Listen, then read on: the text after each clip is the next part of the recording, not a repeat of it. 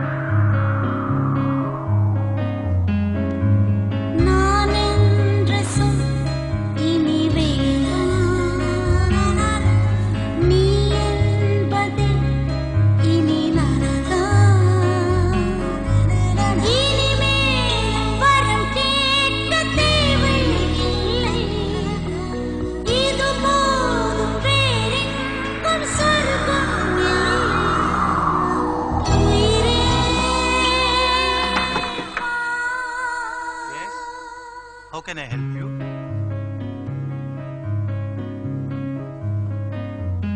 What can I do for you? நாடகம் முடிந்த பின்னாலும் நடிப்புன்னம் தொடர்வது என்ன? வேடம் இனி போகும் பெண்ணே, உயிர் போகும் மட்டும் உன் கண்ணே.